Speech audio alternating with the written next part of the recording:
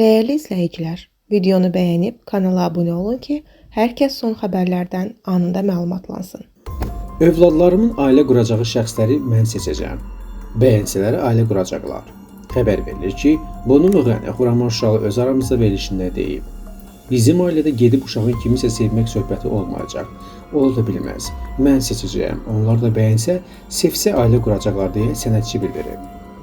Tanınmış, keçmiş aparıcı Nəsimi Nəbizadə reabilitasiya mərkəzindən qaçıb. Xəbər verilir ki, bu barədə Qurtuluş Reabilitasiya Mərkəzinin rəhbəri Ceyhun Salımov deyib. O bildirib ki, Nəsimi Nəbizadə paytaxtın Səbail rayonu Nizami küçəsindəki kafedən yoxa çıxıb.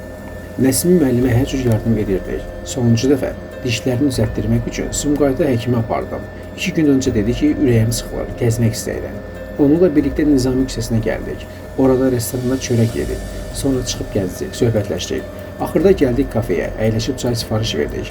Mən getdim əlimi yumağa, qayıtdım ki, Nəsimi masada yoxdur. Düşündüm ki, yəqin ayaqqabına gedib. 4 saat kafedə gözlədim, gördüm yoxdur. Bildim ki, Nəsimi Nəbizadə qaçıb. Salımov qeyd edib ki, mərkəzin əməkdaşları dərhal Nəsimi Nəbizadənin Saray qəsəbəsindəki ata evinə gediblər.